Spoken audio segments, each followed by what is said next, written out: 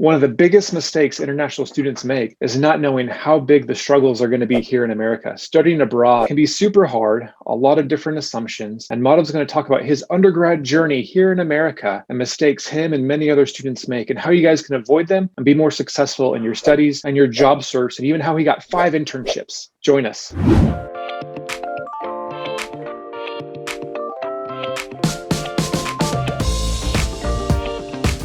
Hey friends, welcome to Chine Coaching. Rob here. I'm super excited for this video. We love helping guide students in their international cross-cultural journeys. Madhav has incredible experience to share from his undergrad at Arizona State University. He's going to guide you guys on studies, jobs, culture, and life abroad here in America.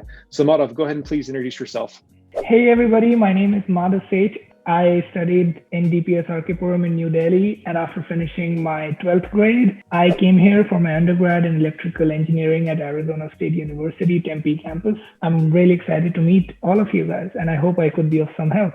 So Madhav, tell everybody, what were some of those initial assumptions you had about America?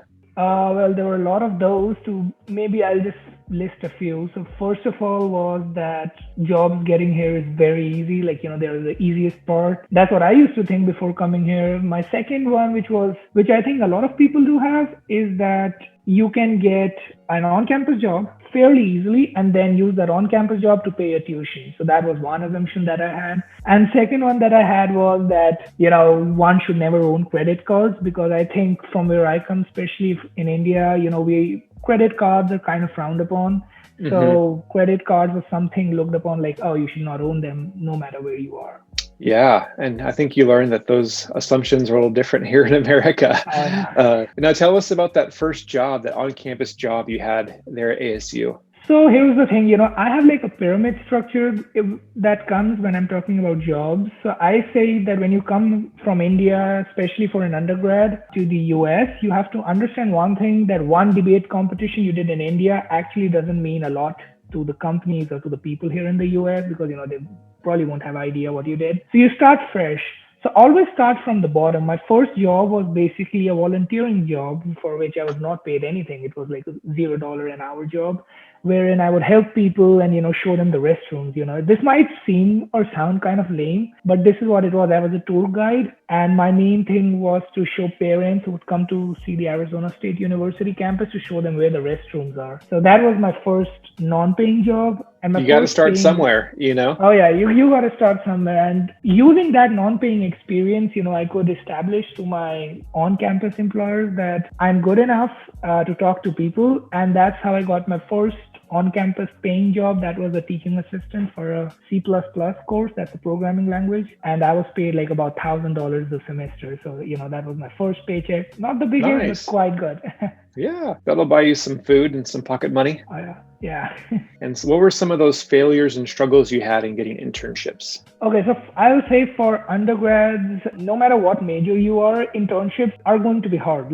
No matter what administration comes in, it's always going to be hard. It's not going to be like, oh, it's going to be easy for somebody else, but going to be hard for you. So I'll tell you what I mean by this. My first internship I got was after getting about 350 rejections or something. And what I would do is I would make a new Gmail account every time I would apply for summer internship, so that, I know how many internships I'm applying for. And these were like 350 rejections. I don't even know how many I applied to and never heard back. My second internship that I got was in Nevada. The reason I was getting so many rejections during that time was because COVID outbreak, and COVID was, kind of messing up everything. So a lot of my internship offers got rescinded and, they got canceled. And I ended up applying and getting rejected about by like 700-ish or 750-ish companies. So now here's the break. Now you'll ask me, how did I get my first internship? Because I just talked about how many rejections I got. The first internship I got was in my sophomore year, and I did not get it in US. What I started doing was I was like, oh, I'm not going to get any internship in US. Nobody wants to hire an international student as a sophomore. So what we can do? I started applying to companies outside US,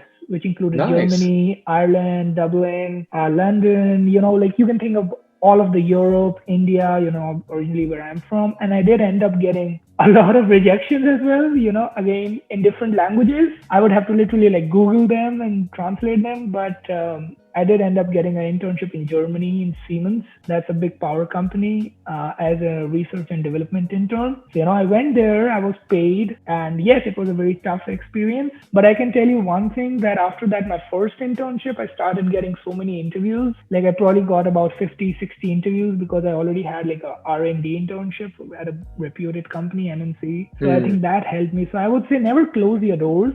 If you're not getting it in the US, that doesn't mean it's the end of the world.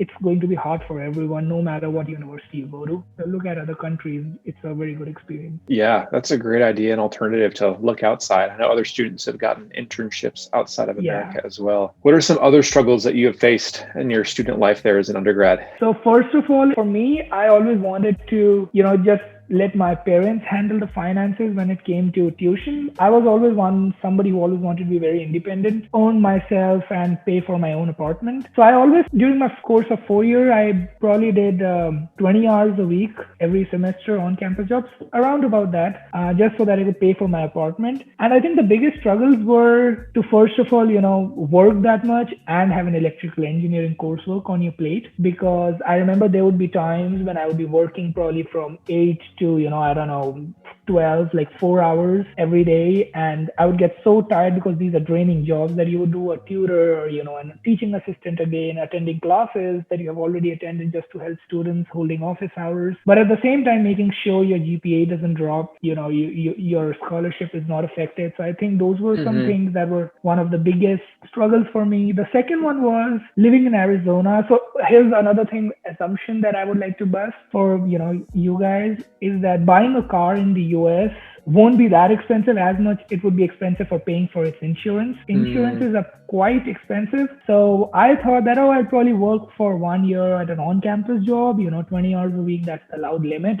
And then probably just buy a car. And, I was all happy thinking about that. I come here and I'm like, oops, nothing like that. So I ended up spending 4 years on my $80 bike that I bought. You can buy these really cheap ones from Walmart. So I bought this for like $80, $90. And, I would just bike from one place to the other. And it was so hot in Arizona, it would reach like 100 degrees. But I didn't have a car. The summers are rough there. Oh yeah, and I didn't have a car to go to classes. So I would just bike there and it didn't make sense for me to buy a car. So I think those were also again struggles.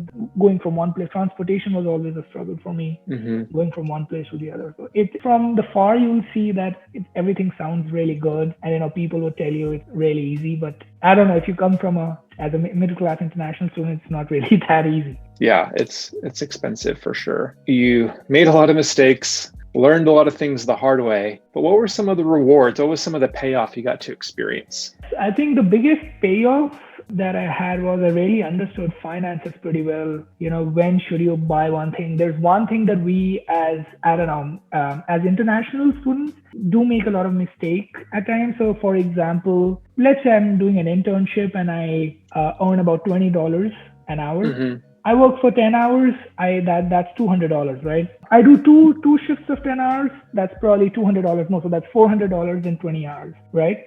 Now, here's the thing. If you go and look at an Apple AirPod or, some shiny thing, that would be like only $150. And you'd see, $150 is not that bad. For example, in India, this thing is 50,000 rupees. And you'll end up spending $150 when you probably had just $500 in your bank account, thinking it's not that much. But you would later on realize that it is a lot, and you should always have some emergency funds. Because at one point in my undergrad, I remember there was like time where it's for 3-4 days, I barely had anything in my bank account. And even though my parents were telling me that, we send you some money from India, I was like, no, I want to, face it myself. It's my mistake that I was spending money on gadgets all the time. So I did end up sleeping in my tutoring center, where I used to work. I slept there for 2-3 days unless I got my paycheck. That taught me a lot. It should always be earn more and spend that won't pinch you. So spend on something that won't pinch you. If you're, let's say, earning X $1,000 a year, you don't need to buy a Porsche just because you're spending X $100,000 a year. Even a good normal car should work for you. So Yes. I think I was opposite when I came here. I wanted shiny things in my hand. Didn't care less about my bank account. But when I came here, now it's like, I'm like, oh no, I want my bank account to be secured more. than having a shiny car.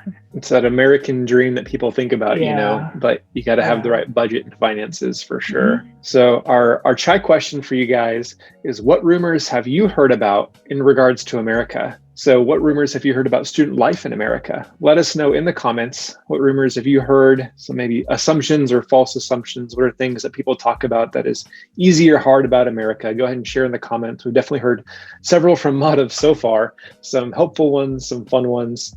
Madhav, any other mistakes that you saw other students make in their journeys here, especially as undergrad? Well, not really seen, but I've heard a lot about these things. So the first thing is, as I think mentioned briefly, do not try to cover your tuition expenses by working on campus. So here's the thing, as international students, we are probably paying a bit more, in fact, more than what you'd pay in your home countries. I would say when you're spending so much, just don't think about things like, oh, I want to earn that $100 more. So what I mean is, I heard about this story of somebody. International students are allowed only to work for 20 hours a week on campus legally. And that's what everybody should respect, because that's what I did all my 4 years. But I've heard stories where people would be like, oh, I want to, do something and work at this random store in a shady area, where they don't ask for work authorization, and they'll just give you in cash. So Yeah. if you do end Off-campus jobs. Yep, like the off-campus jobs. So if you do end up in places like these,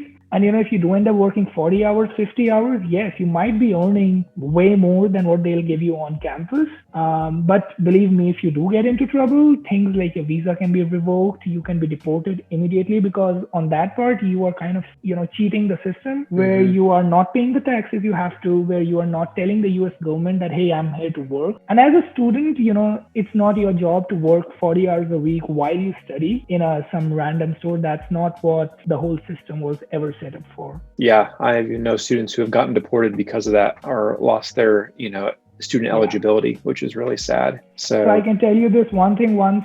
So on-campus job for like Arizona doesn't have that high of a taxes. So I can tell you this one thing. I was a tutor. I was probably paid $12, $12.50 on campus. And on campus is the safest way. That's the safest way you can be employed. I always did that. But there was this one student who reached out to me and he was like, hey, I'll pay you $35 an hour. $35 an hour is a lot, but just because me teaching him, and I was like, hey man, I can't do that, because I can't tutor for you especially. He's like, oh, I'll give you in cash. I'm like, no, I think because $35 is not worth, what it might cost me. And I don't actually regret it anymore because, at the end of the day, I know my shit's always clean. So yes. Yeah, you want to everything has to be done pukka and, the right way here in America. You don't want to get in trouble. And so tell us, Madhav, your 5 internships. Yeah, what was that like? What helped you? Give some hope to students on how they can get these jobs while they're studying. So first of all, every summer internship you come across, even for master's student or for undergrad, make sure you keep on applying. Like, don't get disheartened by the rejections you get. Really just own the rejections, learn from them. So many times I would get a rejection which would say, hey, we really liked your profile, but at this point we can't hire you because, and they would just tell me, oh, I'm not a US citizen. So this would happen for some companies. And I would not really take that as something bad because, at the end of the day, I'm not a US citizen. Like, I can't do anything about that, right? So I would look for other opportunities. So as I said, my first internship was in Germany in the R&D sector for Siemens Healthcare. And I was an R&D engineer intern, and I worked on several projects, excellent projects, a little bit more technical than, I would like to discuss here. So I'll just say worked there 3 months. Pay wasn't the best, but I really enjoyed the work experience. Then the second one was at On Semiconductor. It's a company based in Phoenix. And also, I think it's an MNC, so it's probably around the globe. I worked there as something what they call the usability engineer plus electrical engineering intern for about a month. So this was more like, you study while you work. So it's like you study and then you do 20 hours of off-campus, like real off-campus work. And that's authorized by USIS, on my CPT, I did that. That's another work authorization. So I really enjoyed that, work with engineers. Just try to get as much professional experience as you guys can. People do end up in undergrad, especially, they would end up doing a lot of research in like a university lab, but not do an internship just because an internships are probably harder to get. I do not really agree with that process, because what you're doing in that thing is you are getting yourself ready for doing a master's, something that's more research oriented or a PhD. If you don't want to do those things, I'll say try and score as many internships you can get. Third internship was actually, the reason I accepted it was because my two other internships the offers were taken back because of COVID and they got cancelled. So I got an offer from a German government. So German government actually invited me on an on an international scholarship that's called, I think, the DAD RISE scholarship, DAD RISE, and they invited me. They were going to pay for most of the things, my airfare and travel, everything. But yeah, so COVID. Oh man, I'm sorry. COVID canceled it, and also I think because President Trump, the previous president, he also closed the borders, because of COVID. So I thought it was not worth going outside. Yeah, it would be risky.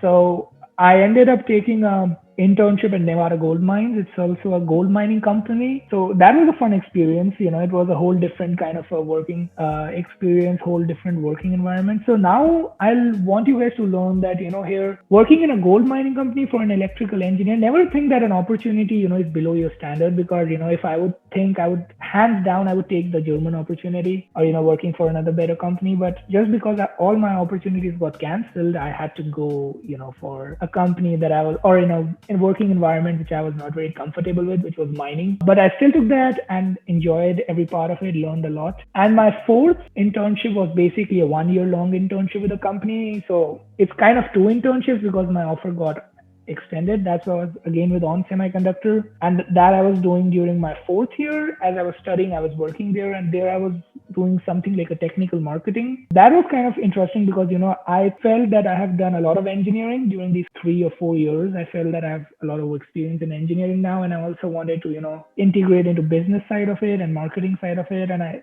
actually was kind of excited about that. So it's very interesting. So these were my 5 internships. My only advice to everybody would be, learn from your mistakes. If whenever you give an interview and, if you get rejected, don't feel sad. It's easy for me to say, but believe me, like I have been very sad when I would get rejected from a, Fortune 100 company, but that didn't keep me from, moving forward. So rejections would be a part of your life. Like in US, I think if you're applying for internships and if you're scared of rejections, then I'm not sure if you're on the correct place, because it's just crazy. Like you'd be shocked to see how many of great companies have stopped, like they would at times be like, oh, we can't hire you because of dash.